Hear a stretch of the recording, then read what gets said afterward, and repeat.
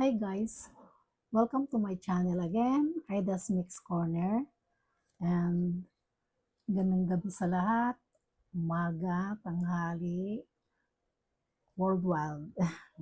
So ito na nga tayo katatapos ng baha. So shout out sa mga binaha. Pagod-pagod. Pagod-pagod yan. Kahabol ng paglimas, paglinis, pagligpit, safety lahat. So, thanks God, okay tayong lahat.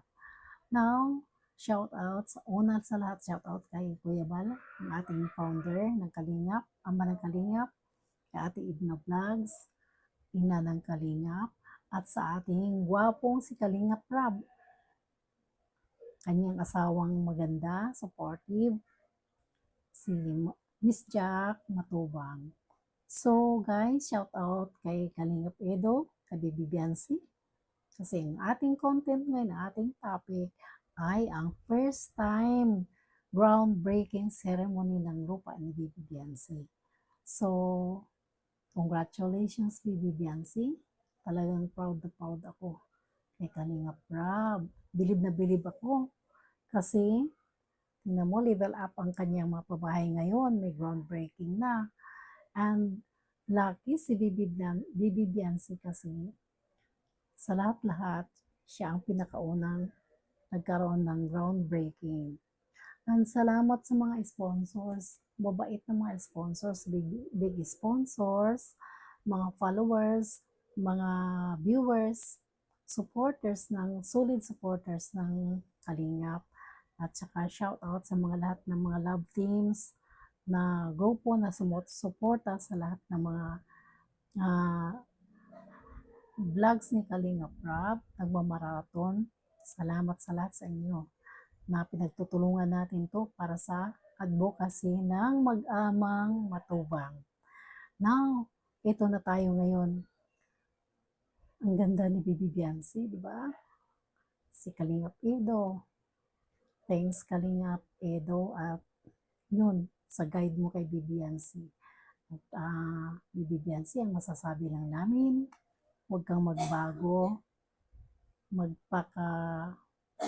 bait ka lalo, magpaganda ka lalo, magpa-cute ka lalo, but huwag kang magbago kasi dyan ka minahal ng mga viewers, ng sponsors, at saka shoutout sa mga magulang kasi okay ang kanilang pagpalaki kay Bibi Biancy. Hindi sila yung manggagamit kasi kung tanungin sila kung anong gusto, kung ano lang ibigay daw sa kanila ay malaking bagay na at natutuwa na sila doon. Salamat na sila doon.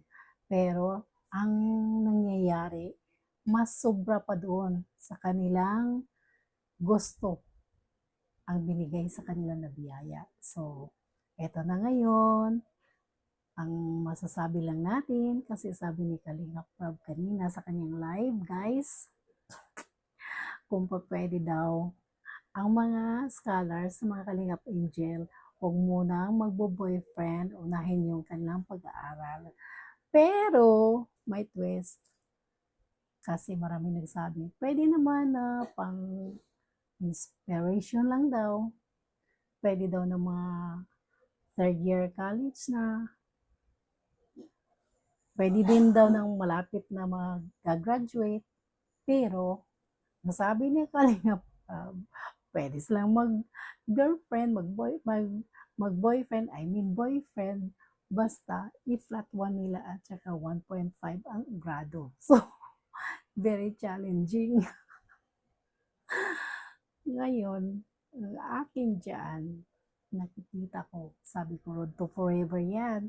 Si Kalingap Edo, may vibes ako dyan. So Kalingap Edo, ano ba, ikaw na lang magpaparal kay Bibi Biancy. Kasi ang tagal pa hintayin, di ba? So guys, so dito na lang muna tayo kasi di ba sabi ko, good vibes lang ang gusto kong content. Ayaw ko yung basta good vibes lang. Kasi, syempre, lalo na hindi pa ako masyado So, shout out pala kay Miss Bopel. Miss Bopel, salamat. Yan palagi kong PM. Sa kanya ako nanghihingi ng advice. At saka kay Miss Laura M. Berakit kasi nakakausap ko din siya sa Messenger. So, Kalinga Prab, check mo yung PM ko sa'yo sa Facebook. Thank you. Ito na yun, nag-umpisa pa lang ito. So, wala pa ako masyadong dyan, thumbnail o ano yung aking YT.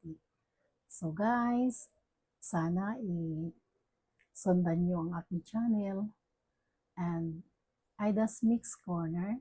Sana subscribe nyo para makita nyo ang aking mga content at saka click the notification bell para mapanood niyo lahat ng aking uploads. So for now, bye for now and thank you. Thank you for watching guys. God bless.